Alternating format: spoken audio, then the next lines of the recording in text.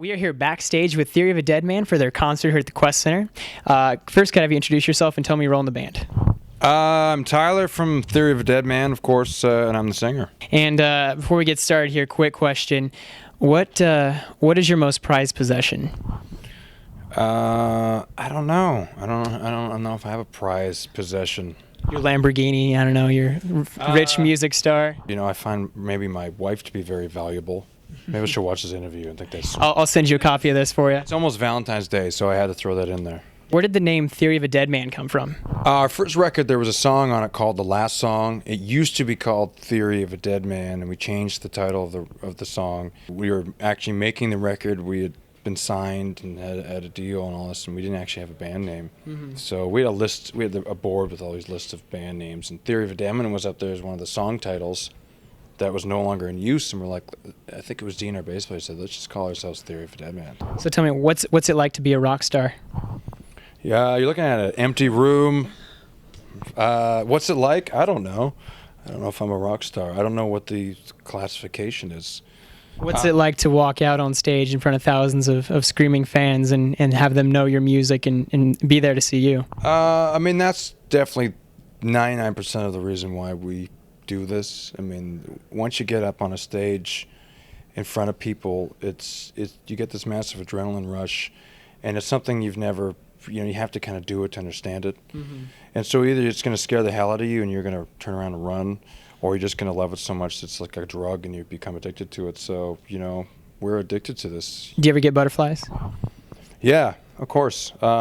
Some shows more than others. It doesn't necessarily depend on the size of the crowd either. So, home shows, when we play at home, it can be a little nerve-wracking because there's all these family and friends there, and there's almost like there's an expectation. You get a little nervous because your dad's watching or something. You want to make sure you put on a great show, but I don't know, here and there. So tell me, what's a typical day like for you on tour? Wake up at noon. Oh, that must be rough. Can I have your life for a couple of days? It's not bad, man. We do a lot of press every day like this, a lot of interviews, a lot of meet and greets and stuff like that. So what do you think makes a concert from Theory of a Deadman unique? A lot of fans say that our live show sounds a lot like a record, which is a great compliment. Mm-hmm. I think, maybe a little more three-dimensional with the sound. You feel the bass and the kick and stuff, and that's great. But it's a great compliment because... you put so much effort into making a record, and a lot of bands, maybe make a record and can't, do what they did on the record and be able to reproduce it live.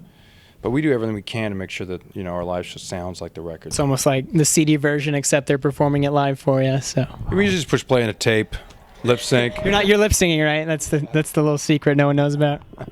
No. On camera. What's been your most memorable memory, or one of the most memorable memories since being in Theory of a Deadman? Touring with Motley Crue. How awesome! Some promotion there. Yeah. Yeah. Oh, I know, it's been great. Honestly, we've toured with a lot of bands. We've been all over the world. We've done a lot of our own headline shows. We played in front of 100,000 people before, but we've never been on a tour, exclusively as a package with a band as iconic as Motley Crue. We really haven't. And it's funny, it's taken our third record to be able to get this and really feel like we've worked up to this point to be able to get asked to do something like this. You've paid your dues. We've paid our dues. So, it feels really good. We feel great to be on a tour like this. This is definitely memorable. Have you met anyone that's had you starstruck? I went to the MTV Awards.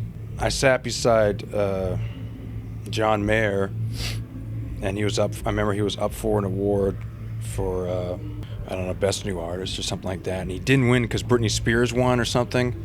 And me and him were like, man, who was Britney Spears? This is like a long time ago, and I was like, Christina Aguilera was sitting in front of me, and Enrique Iglesias was sitting beside John Mayer, and I was just sitting around looking at him like, who the fuck am I? What am I doing at the MTV Awards with all these people?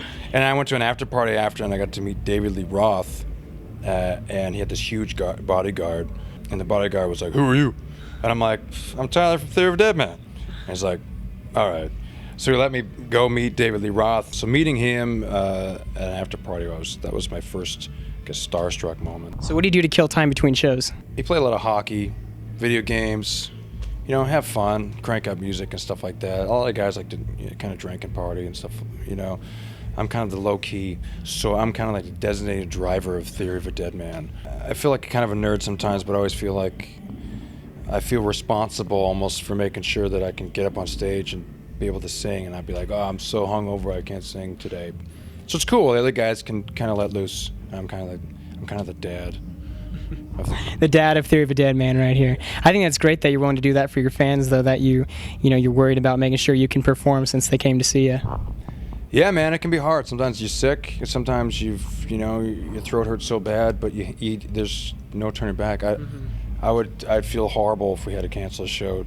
What's been a funny memory from tour so far? This one time, I think we were actually touring with Hinder, and we were touring with all these buses to the next city. And the tour bus in front of us, they had a trailer, and between the trailer and the tour bus, some girl had hitched a ride, and we were on the interstate, going probably 65 or 70 miles an hour. And our bus driver saw this girl jump off and roll off the side of the freeway. A few days earlier, we saw the same girl at all of our shows, and we're wondering how she got there, and she was by herself. So we kind of put two and two together and realized she was actually hitching a ride on a trailer, just holding on, to the next. So she was really tagging along to all your shows. Yeah, and so the next day, sure enough, there she was at the show. We called the cops, and they took her away. It was awesome. It was one of those things you're just like, man, how's she not dead? That's devotion right there, though, right? Yeah. Theory of a Deadman. Unbelievable. What do you miss about your life before all this? I guess the stability. It's fun, living a life where you're hotel to hotel and you get to see a different city every day. It's a lot of fun, but you don't live a stable lifestyle. It can become, like I was saying earlier about being a drug, being in a band. There's a lot of highs, but then, you get the opposite effect. You get a lot of lows. So, sometimes it's nice to be able to kind of daydream what it was like, having the 9 to 5, but, like I said, I don't know. I don't want that anymore. I had it before. I don't want it anymore. But you probably miss this as soon as you quit, right? That's the thing. Sometimes you get so tired out here, or you're just sick of touring, and you're just like, I'm just gonna go home. But yeah, after 3 days of being home, I guarantee you I'll just be right back. So I've heard bands are like family. What do you guys fight about? We fight about which girls we're gonna take back to the bus. Which who's gonna get the more drugs? No. What do we fight about? Probably the stupidest things. I'm talking like who left their underwear in the back, who's not throwing away their beer bottles, literally stuff like that. It's like you said, it's like family things. Because we live on a tour bus, so you get all cranky, and it's like family. It's honestly like your brothers. So you fight about. And when they're gone, they are like family. You miss them. Yeah, it's great when you see each other after being off the road for 3 weeks, and you see each other again at the airport. It's cool. You're married. What does your wife think about all the attention you get from girls and stuff being in a band? She's fine. She's I don't know. She's fine with it, I guess. I mean, I'm pretty sure she wouldn't like it if I'm groping chicks all day, but she knows it's what I do, and she's sure she'd be out here groping guys if she could. So you both get to live out your fantasies, huh? Right, exactly.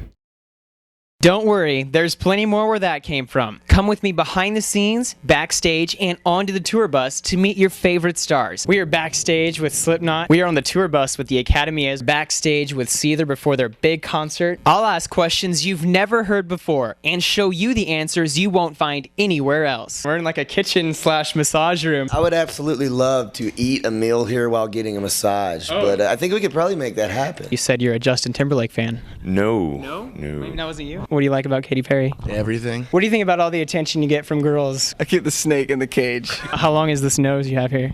I have no idea. If you think you've heard it all, think again. All right, we are backstage with Saving Abel. We've got the... Ooh, whoa. I'll take that microphone off your bandwagon, all right? And beat you with it. I'm a Cowboys fan. I'll admit that on camera. Huge meaning or self-defining sort of thing. I think we just lost one of our interviews. Rate, comment, and subscribe for new videos every week. Reporting for YouTube, I'm Brian O'Dell. I'm the reason you go on tour. You're the reason I'm here, baby.